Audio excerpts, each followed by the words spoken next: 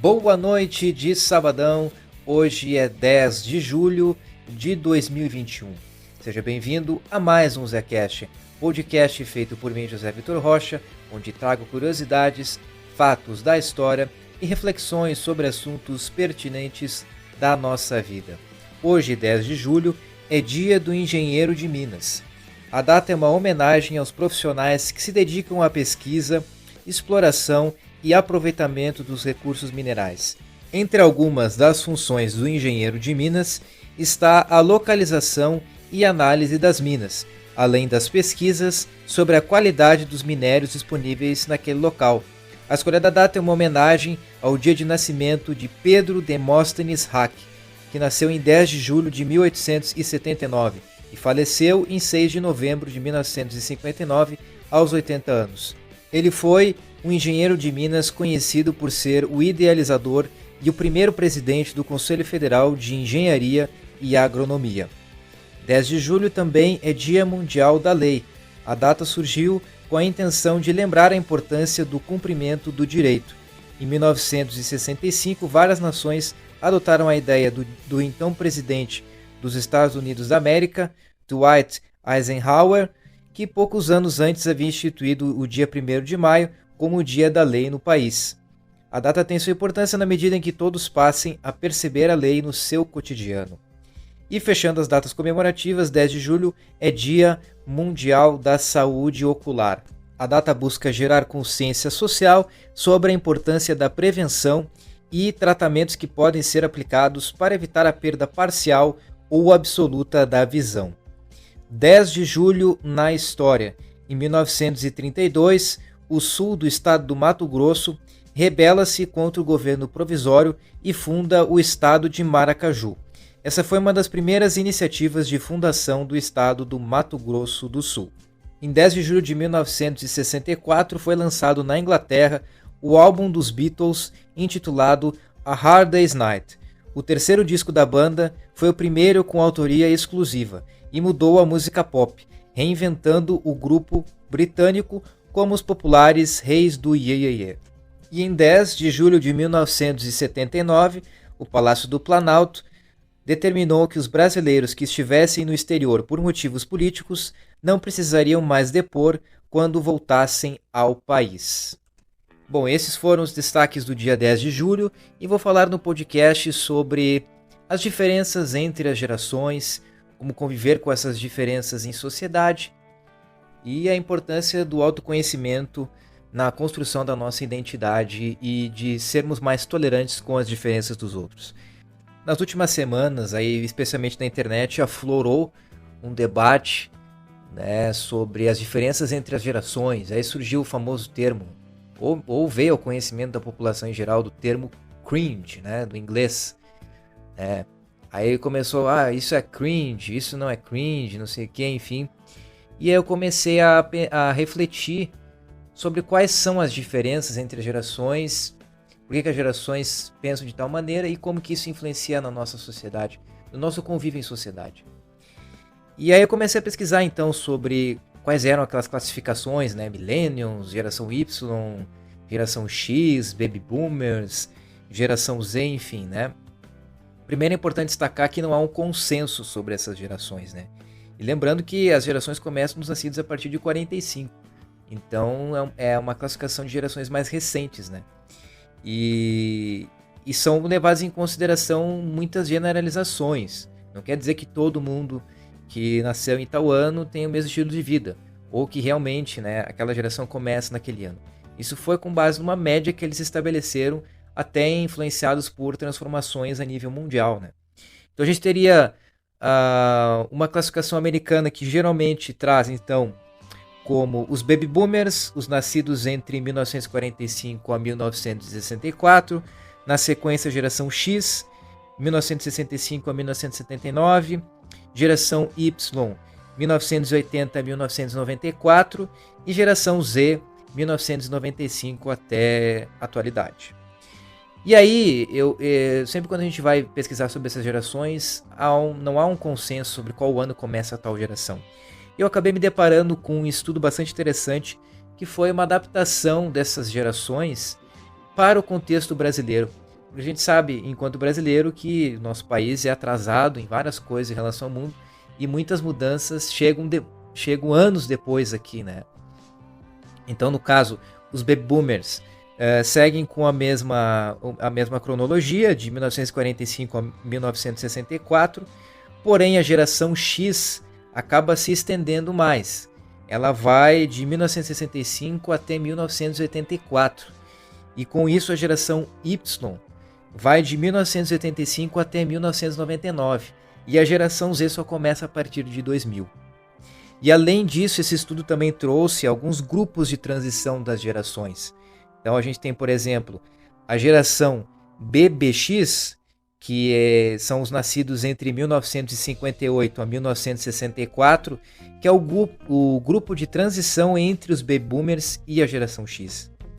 A gente tem também a geração XY, a transição entre a X e a Y, que são os nascidos de 1976 até 1984, e a geração YZ, que é a transição entre a geração Y e a geração Z, que são os nascidos de 1995 até 1999.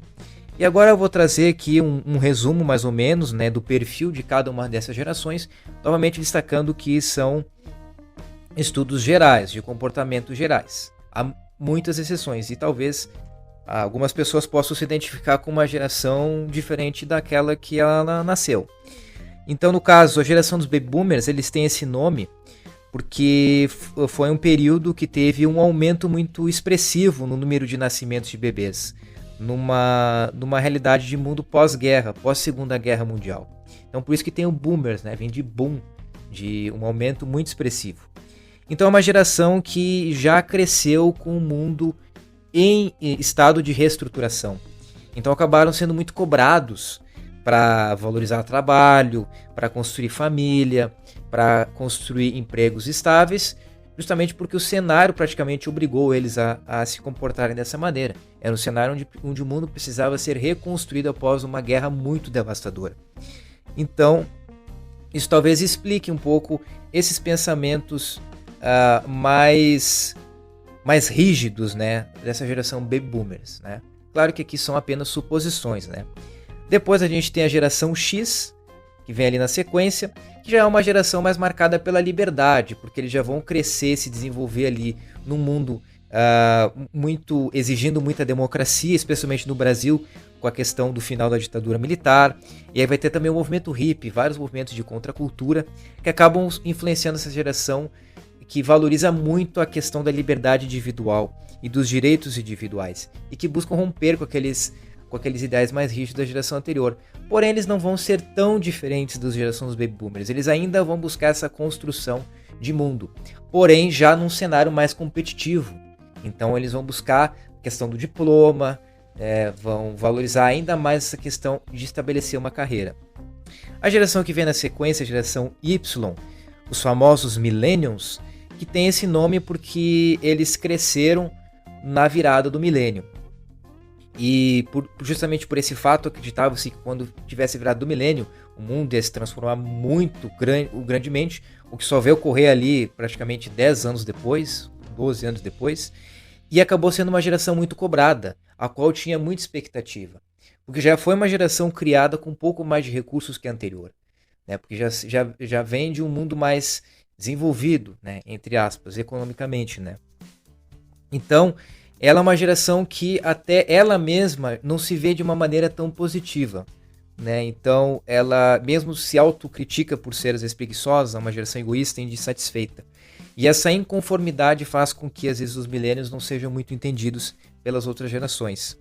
Na sequência, a gente vai ter a geração mais nova, que é a geração Z, que começa ali os nascidos do ano 2000 em diante, né? E já é uma geração que vai ser diferente das outras, porque ela já vai crescer com celular, com computador, com videogame mais avançado, com TV a cabo, enfim.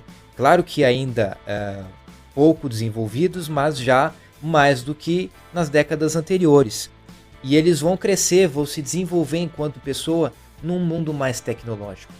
E também num mundo mais acelerado, mais agitado e mais baseado às vezes no virtual. Então eles desde cedo já estão conectados com esse mundo da internet, com o mundo das redes sociais. E talvez seja uma das gerações mais retraídas justamente por causa disso. Porque elas meio que quase se fecham num próprio mundo e acabam às vezes tendo dificuldade de entender, de ter uma visão mais ampla de mundo, né? E acabam por se isolar mais. Acabam também por serem mais ansiosas, por novamente ser uma geração muito cobrada, porque ele já tem muitos recursos disponíveis, então eles têm tudo para se desenvolver, então acaba às vezes tendo até cobranças excessivas em cima dessa geração. Eles acabam respondendo aí com esses comportamentos depressivos e até às vezes preocupantes.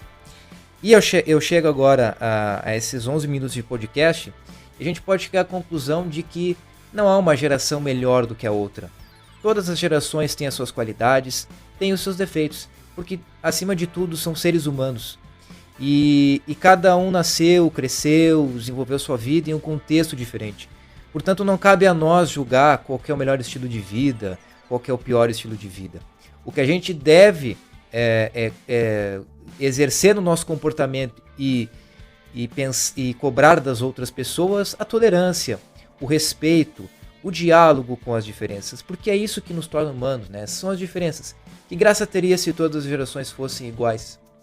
Né? Então, independente de qual geração que a gente pertencer, claro que, olha que eu estou falando dessas outras gerações, imagina as pessoas aí que têm acima de 76 anos, que tem muito a contribuir, que tem muito a nos ensinar e que também tem muito a aprender. E será que não existe uma nova geração depois da Z? Será que os nascidos ali a partir de 2010, 2011, será que já não pode ser uma geração alfa?